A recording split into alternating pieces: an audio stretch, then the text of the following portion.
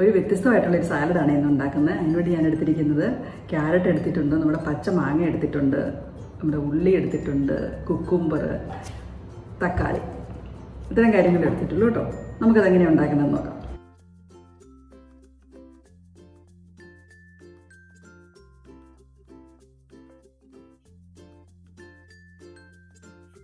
സാധാരണ അരിയുന്നത് എപ്പോഴും കട്ടിംഗ് ബോർഡിലല്ലേ, ഇതിൽ അരിഞ്ഞ് എനിക്ക് അത്ര ശീലമല്ലോ കേട്ടോ. കുറച്ച് നാളായി ഞാൻ ഇങ്ങനെ അരിഞ്ഞിട്ട്. എന്നാലും നമുക്ക് ശരിയാക്കി എടുക്കാം. ആദ്യം തന്നെ നമ്മുടെ പച്ചമാങ്ങ നമുക്ക് അരിയാം കേട്ടോ. നല്ല ചെറുതായിട്ട് ഇതുപോലെ നീളത്തിൽ അരിഞ്ഞ് വെക്കണേ. നല്ല പുളിയുള്ള മാങ്ങയാണ് കേട്ടോ. അത് ഞാൻ പറഞ്ഞൊരു വ്യത്യസ്തമായിട്ടുള്ളൊരു സാലഡാണ്. ഈ സാലഡ് ഡ്രസ്സിങ്ങിൻ്റെ അകത്താണ് വേറൊരു വ്യത്യസ്തമായിട്ടുള്ളത്. ഇനി നമുക്ക് നമ്മുടെ ക്യാരറ്റ് അരിഞ്ഞെടുക്കാവേ. ക്യാരറ്റൊക്കെ ഇതുകൊണ്ട് അരിയാൻ ഇച്ചിരി പാടാം കേട്ടോ. എൻ്റെ കയ്യിൽ ഗ്രേറ്റർ ഇല്ലാത്തതുകൊണ്ടാണ്. ഗ്രേറ്റർ ഉണ്ട്, കട്ടിംഗ് ബോർഡൊക്കെ ഉണ്ടെങ്കിൽ അതാണ് എനിക്ക് എളുപ്പം. ഞാൻ ഇതുകൊണ്ട് ഇച്ചിരി കഷ്ടപ്പെടുന്നുണ്ട്. അപ്പം നമ്മൾ അവധിക്ക് വരുമ്പോഴേ, നമ്മളിവിടെ താമസിക്കുമ്പോഴേ, നമുക്ക് എല്ലാ കാര്യങ്ങളൊന്നും ഇവിടെ ഇല്ല. അല്ലെങ്കിൽ ഉണ്ടെങ്കിൽ തന്നെ ഞാൻ തപ്പിയെടുക്കുന്നുമില്ല. 2 ആഴ്ചയല്ലേ ഉള്ളൂ.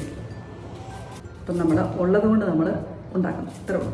കഴിഞ്ഞ് പോകുമ്പം നമ്മളെല്ലാ കാര്യങ്ങളും കഴുകി പറക്കി പൊതിഞ്ഞ് അടച്ചൊക്കെ വെക്കണം. എന്ന് വെച്ചെങ്കിൽ വീടെമ്പറ്റിയെ കിടക്കുമല്ലേ.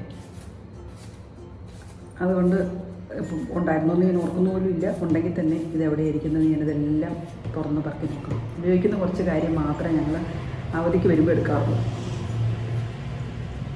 അങ്ങനെയൊക്കെയാണ് ഇവിടുത്തെ കാര്യങ്ങൾ. അങ്ങനെയൊക്കെയാണ് ഒരു പ്രവാസിയുടെ കഥകൾ. അടുത്തത് നമുക്ക് നമ്മുടെ കുക്കുംബർ അരിയാം. എല്ലാം നീളത്തിലാണ് അരിയുന്നത്. അടുത്തതായിട്ട് നമ്മുടെ തക്കാളി അരിയാം കേട്ടോ. ഇവിടെ ഉള്ളി അരിയാം. ഉള്ളി ഞാൻ ലാസ്റ്റ് വെച്ചത് എന്താണെന്നറിയാമോ? കരയുന്ന ലാസ്റ്റ് ആകാമെന്ന് ഓർത്ത്. ഉള്ളിക്ക് ഒന്ന് ശരിപ്പെടുത്തിയെടുക്കാവേ. അപ്പം നമുക്ക് ഉള്ളിക്കിലേക്ക് ഒരു 1/2 ടീസ്പൂൺ ഉപ്പിട്ട് കൊടുക്കാം. എന്നിട്ട് നമുക്ക് നന്നായിട്ട് ഈ ഉള്ളിക്ക് ഒന്ന് ഞരടിയെടുക്കാം.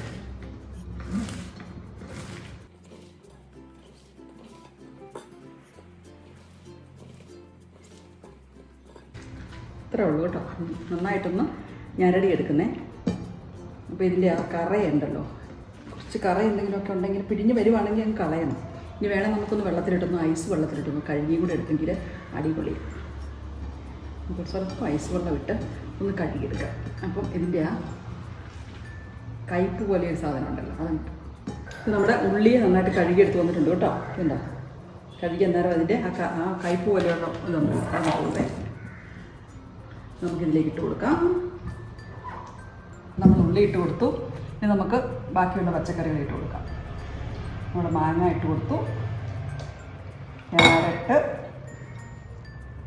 കുക്കുംബർ, പാത്രമൊക്കെ ചെറുതാണോ സംശയമില്ല, തക്കാളി ഇത്ര ഇട്ട് കൊടുത്തിട്ടുണ്ട്. ഇനി നമുക്ക് ഇതിനുള്ള ഒരു ഡ്രസ്സിങ് ഉണ്ടാക്കിയെടുക്കാം. അതിനുവേണ്ടി ഞാൻ എടുത്തിരിക്കുന്നത് ഒരു നാരങ്ങ എടുത്തിട്ടുണ്ട്, ഉപ്പ്, കുരുമുളക്, സ്വല്പം ഇഞ്ചി. ഇത്രയും കാര്യങ്ങളാണ് നമ്മൾ ഡ്രസ്സിങ്ങിനായിട്ട് കൊടുക്കുന്നത്. അവസാനം ഒരു സീക്രട്ട് ഇൻഗ്രീഡിയൻറ്റ് കൂടി ഉണ്ട് കേട്ടോ. ഇഞ്ചി നല്ല പൊടിയായിട്ട് അരിഞ്ഞെടുക്കണം. നമുക്ക് ചെറുതായിട്ട് കടിക്കുമ്പം അറിയാതിരിക്കാം, അത്രയേ ഉള്ളൂ. ജസ്റ്റ് ചെറുതായിട്ട് അരിഞ്ഞെടുക്കാം.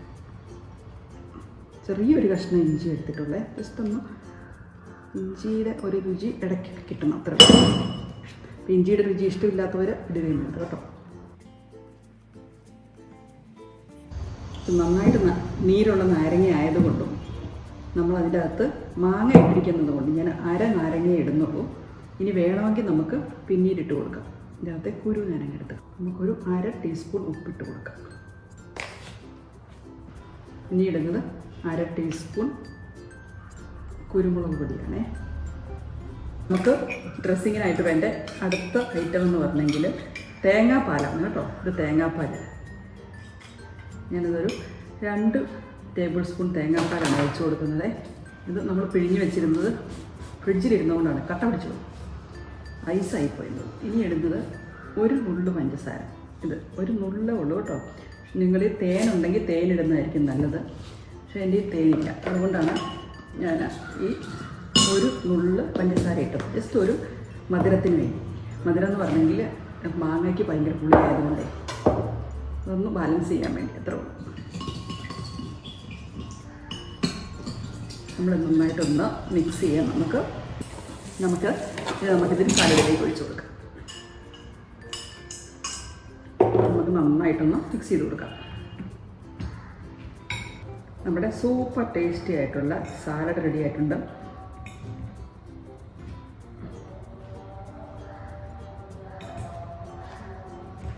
പിന്നെ നിങ്ങളുടെ എന്തെങ്കിലും ഡ്രൈ ഫ്രൂട്ട്സ്, ക്രാൻബെറിയോ സുൽത്താന അല്ലെങ്കിൽ കിസ്മിസ് എന്തെങ്കിലും ഉണ്ടെങ്കിൽ ഇട്ട് കൊടുക്കാവുന്നതാണ് കേട്ടോ ഇതിൻ്റെ അകത്തേക്ക്. ജസ്റ്റ് ഒരു മധുരത്തിന് വേണ്ടിയേ. അപ്പോൾ എൻ്റെ അതില്ലാത്തതുകൊണ്ട് ഞാൻ എടുത്തില്ല. ഇനി നമുക്കിതിൽ ഉപ്പുണ്ടോയെന്ന് നോക്കാം കേട്ടോ. ഉപ്പില്ലെങ്കിൽ നമുക്ക് കുറച്ചും കൂടി ഉപ്പിട്ട് കൊടുക്കാം. ഇപ്പോൾ ഞാൻ ചെറിയ 1/2 ടീസ്പൂൺ ഉപ്പല്ലേ ഇട്ട് കൊടുത്തുള്ളൂ. ഉപ്പ് പോരായിരിക്കും ചിലപ്പോൾ. എന്താണെന്ന് വെച്ചാൽ നമ്മൾ മാങ്ങ ഇട്ട് കൊടുക്കുന്നുണ്ട്. മാങ്ങയ്ക്ക് നല്ല പുളിയല്ലേ.